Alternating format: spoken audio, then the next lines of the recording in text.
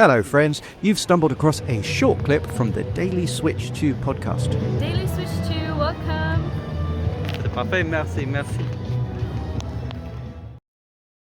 I'm British and therefore I celebrate the 5th of November.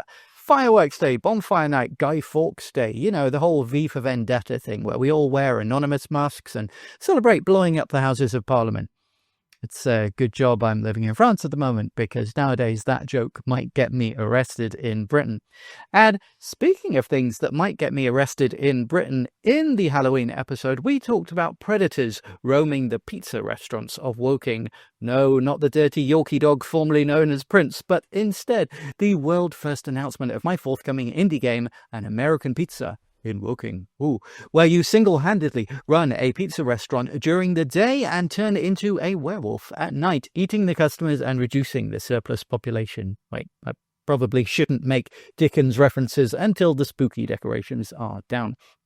In fact, I announced 2 indie games with a semi-spooky theme, the first of which, American Pizza, as its friends call it for short, is near enough completion that if you follow this channel, you'll get the world-exclusive news right here as I show it off in more painstaking detail than Masahiro Sakurai's wildest 2-hour-long Nintendo Direct dreams. Seriously though, I've been really touched with the response so far. Some very kind comments and many likes on those comments and likes on my responses to said comments. Thank you so much. It really has been very nice. It means a lot to me that my little indie passion projects are interesting to people. They really are a huge labor of love for me. American Pizza is my solo dev project and the one that I've been slaving away on for years now, and it's only just getting close to the point where I feel comfortable getting ready to show off. I spoke about this a bit in my Team Cherry Silksong developers interview episode, but it really is quite nerve-wracking for any artist to show off something personal to people. The more you care about the project and the more love and effort you've put into it, the more anxiety-inducing it is to finally reveal it and worry that others might not like it, appreciate your vision, or feel the same way that you did.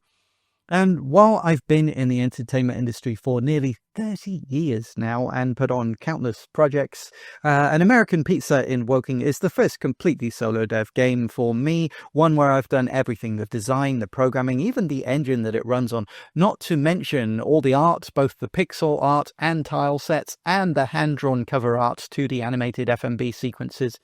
Plus, it's not even a game that's that easy to pitch, as I think that I may have created a new genre, or at least mixed elements of many other games in a pretty unique way, which makes it hard to describe, other than saying, quite honestly, it's one of the biggest problems that I've had during development. I just end up wasting time playing the game rather than working on it, because every time I boot it up to try out a new feature or test a new bit of code, I end up having fun and losing track of time playing the actual game. Actual genuine development issue there. That's got to be a good sign, right?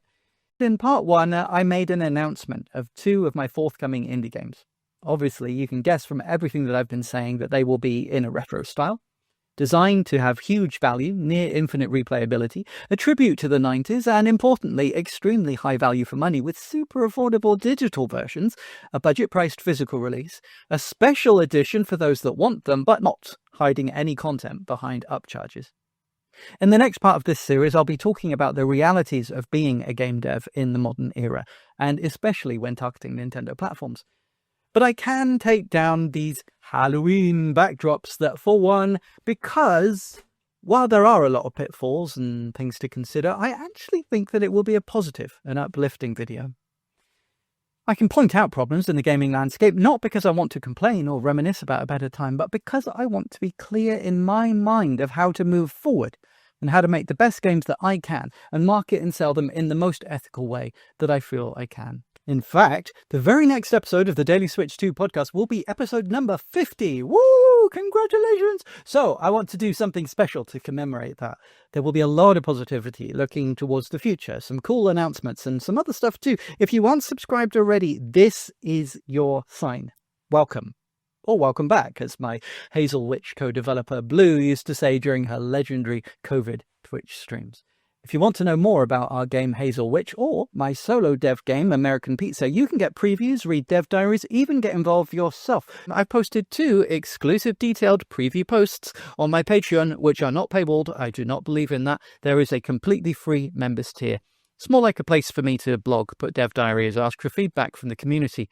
I've had some great questions so far, which I've already managed to squeeze more information from me than I was planning on dropping quite yet. So if you are in the slightest bit curious, I do highly recommend checking it out. So far, I've shown exclusive looks at the cover art, some console variations and other key art, as well as the first 3 screenshots revealed, and a ton of information, both in the posts themselves and in answers to the comments and questions. I would love to see you there. Of course, community members will also be the first to get the news, ways to get involved, get discount codes, become a beta tester, get your name in the credits, maybe even get in the game yourself as an NPC, and of course, we'll also have the first opportunities to pre-order any limited edition releases before I make them public, and at a reduced price too.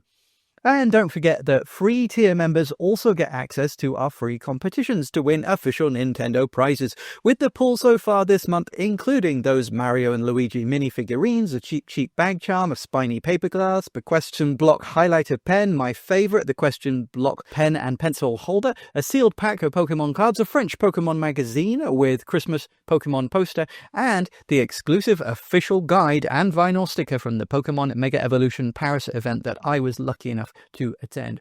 Ooh la la. Right now, it's a very small community, so there is a very high chance of you winning. And again, it's completely free. And just like this podcast itself is completely unofficial and non-sponsored. I pay for this myself. I'm not even monetized. It's just something that I'm doing for fun and to try and help grow our numbers. You can find everything, plus all the ways to watch, listen, follow, and support the show in the description, pinned comment, and linktree/dailyswitch2. That's linktr.ee/dailyswitch2. Thanks, guys. And again, no paywalls. Everybody is welcome. The Patreon does have a free tier. I just want to grow the community. Come and say hi. Thank you so much in advance. Genuine. Later.